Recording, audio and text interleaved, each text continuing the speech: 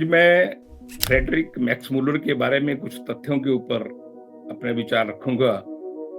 Max Muller basically ये Germany के नागरिक थे और उसके बाद ये ब्रिटिश इंडिया कंपनी के कर्मचारी रहे। वास्तव में जब ये संस्कृत और भारत की अन्य भाषाओं का इन्होंने बहुत गहन अध्ययन किया था। इन्होंने वेदों और अन्य धार्मिक ग्रंथों का भी अंग्रेजी में अनुवाद किया।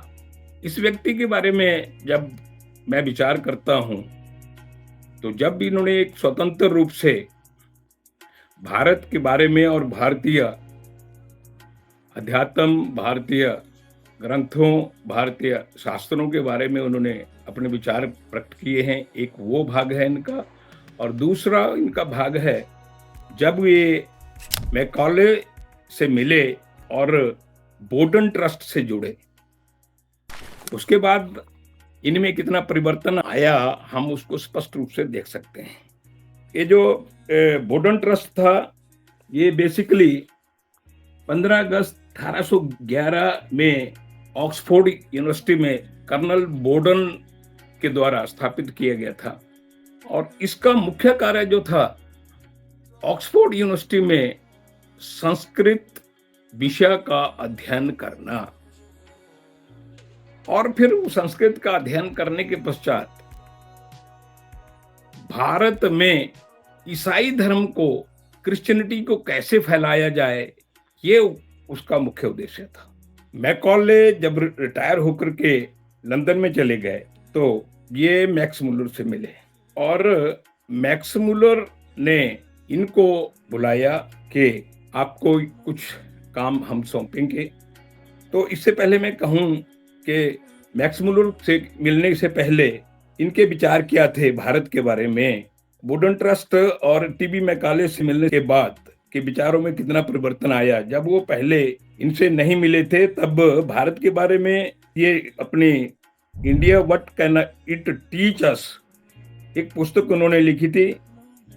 उसमें ये कहते हैं कि कोई यदि मुझे पूछे कि मानवीय अंतःकरण तथा बुद्धि की परिपूर्णता एवं शक्ति किस देश में चरम सीमा तक पहुंची है, संसार के गूढ़तम रहस्यों प्रमेयों का सूक्ष्मतम विश्लेषण किस देश में हुआ है, प्लेटो और कैट आदि के दर्शन पढ़ने के बाद भी अध्ययन योग्य प्रमेय किस देश में सुलझाए गए हैं, तो मैं 3 बार उत्तर दूंगा कि वो भारत भारत भारत। इसके आगे वो लिखते हैं कि यूरोपीय राष्ट्रों के विचार, वाङ्मय तथा संस्कृति के स्रोत 3 रहे हैं, ग्रीस, रोम तथा इजराइल।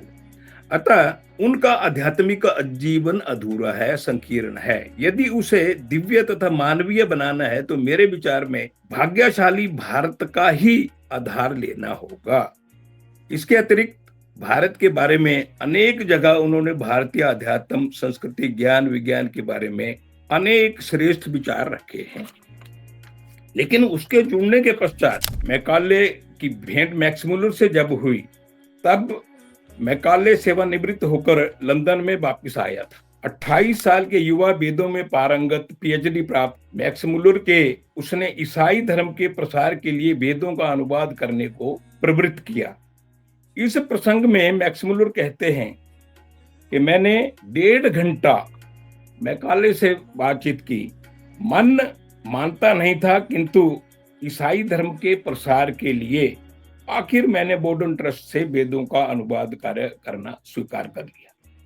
लेकिन कमरे से बाहर आते समय मेरा मन बहुत दुखी था। लेकिन इस धर्म परिवर्तन के पवित्र कार्य के लिए ब्रिटिश शासन, ईस्ट इंडिया कंपनी तथा बोडन ट्रस्ट लाखों रुपए व्यय करने के लिए सहर्ष तैयार हुआ। बोडन ट्रस्ट 15 अगस्त सन 1811 के दिन इंग्लैंड के एक धनी व्यक्ति कर्नल बोडन ने ऑक्सफोर्ड विश्वविद्यालय में संस्कृत अध्यापन का पीठ स्थापित किया था। इस पीठ के शिक्षा क्रम का ध्येय था संस्कृत धर्म ग्रंथों का अध्ययन करके हिंदुओं को ईसाई बनाना। हिंदुओं की वेदों पर से श्रद्धा हटाने के इस घृणित कार्य को मैक्स मुलर ने सन 1855 में शुरू किया और लगभग 1885 में काफी काम 1888 तक इन्होंने सारा काम कंप्लीट कर लिया था, लेकिन ये फिर भी अपने जीवन पर्यंत इस कार्य में लगे रहे। मैक्स मुलर का आंतरिक हेतु अपने उसके पत्रों से दिखाई पड़ता है कि वो जब बोर्डन ट्रस्ट से और मैकॉले के मिलने के बाद उसके भारत के बारे में कितने विचारों में परिवर्तन हुआ। तो वो जो पत्र उसने लिखे हैं अपने विभिन्न लोगों को, अपनी पत्नी को उसने पत्र लिखा है सन 1902 में। उनकी पत्नी ने उनकी मृत्यु हो गई 1900 में, और उनकी पत्नी ने उनके चरित्र और पत्रों के संग्रह पर एक life and letters of Friedrich Max Muller के रूप में एक पुस्तक का प्रकाशन किया। उन्होंने अपनी पत्नी को एक पत्र लिखा था 9 दिसंबर 1866 को। उसने वो लिखते हैं कि 3000 वर्षों से हिंदू हृदयों पर एकाधिकार रखने वाले वेदों को यदि समूल उखाड़ फेंकना है तो उसका एक मात्र उपाय वेदों का अनुवाद करना है। और इसके बाद अपने पुत्र को एक पत्र लिखते हैं वो, और उसमें बाइबल सर्वश्रेष्ठ है और वेद निकृष्टतम है, ये उनका कहने का आशय होता है। उन्होंने विश्व के धार्मिक ग्रंथों को क्रमवार किस ढंग से अपने बेटे को पत्र लिख करके कहते हैं कि न्यू टेस्टामेंट पहले नंबर के ऊपर है, दूसरा नंबर है कुरान का, तीसरा नंबर है ओल्ड टेस्टामेंट बाइबल, चौथा बौद्धों का त्रिपिटक ते ओते, छठे नंबर पर कन्फ्यूशस, और 7वें नंबर के ऊपर उन्होंने वेदों को रखा है। इसका कारण उन्होंने बताया है कि विश्व के सब ग्रंथों में प्रलय का वर्णन आता है। प्रलय का वर्णन वेदों में भी है, लेकिन पूर्ण रूप से व्याख्या नहीं कर पाए हैं। ये ओल्ड टेस्टामेंट में प्रलय का नैतिक अर्थ भी समझाया गया है, ऐसा वो कहते हैं। इसके बाद ड्यूक ऑफ आर्गाइल को एक पत्र लिखते हैं वो 16 दिसंबर 1868 को। तो वो कहते हैं कि भाई मैंने तो अपना काम पूरा कर दिया है, अब जितना भी मैं परिवर्तन कर सकता था वेदों का और अन्य ग्रंथों का भी मैंने ट्रांसलेट किया है। तो वो कहते हैं कि भारत के प्राचीन धर्म का पतन हो ही चुका है, फिर भी अभी तक भारत में ईसाई धर्म नहीं फैला, तो इसमें मेरा क्या दोष है भाई? बल्कि यह दोष तो शासन और मिशनरियों का है। 28 जनवरी 1882 को एक पत्र लिखते हैं। बलराम जी मलवारी को एक पत्र लिखा है कि स्वामी दयानंद जी जैसे लोग वेदों को अतिरिक्त महत्व देते हैं, वेदों को मात्र ऐतिहासिक ग्रंथ के रूप में ही देखा जाना चाहिए। अभी इस प्रकार से जब हम देखते हैं कि एक व्यक्ति के जब वो स्वतंत्र रूप से लेखन करता है तो भारत की बहुत ज्यादा प्रेज करता है, भारतीय मनीषा की, भारतीय अध्यात्म की बहुत ज्यादा प्रेज करता है, लेकिन जब उसको एक निहित ध्येय से, निहित स्वार्थ से उस व्यक्ति को लगाया जाता है तो वो वही व्यक्ति भारत के बारे में किस प्रकार के षड्यंत्र रचता है। ऑक्सफोर्ड यूनिवर्सिटी में जो भी व्यक्ति संस्कृत का अध्ययन और वेदों का अध्ययन या तुलनात्मक अध्ययन करना चाहते थे, उसके लिए उन्होंने 3 पुस्तकें लिखी। नंबर 1 वैदिक रीडर फॉर स्टूडेंट्स, दूसरी वैदिक मैथोलॉजी और तीसरी वैदिक ग्रामर। आज भी भारत में आज भी हमारे भारत के विश्वविद्यालयों में यही 3 पुस्तकें हैं जो वेद पढ़ने के लिए प्रचलित हैं। और होता क्या है कि इन 3 पुस्तकों को ही आधार मान करके आज भी भारत में भी और अन्य विश्वविद्यालयों में भी ये जो वेदों की स्टडी है या तुलनात्मक अध्ययन है तो इन्हीं पुस्तकों को आधार मान करके किया जाता है।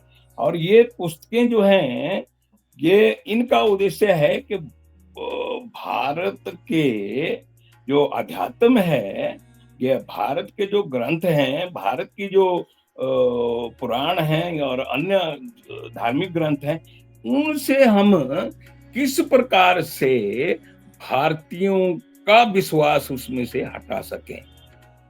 ये जितने भी चेष्टाएं हैं इनका लास्ट में वो कहते हैं कि India has been conquered once, but India must be conquered again, and the second conquered should be a conquest by education. ये इनका उद्देश्य रहा है।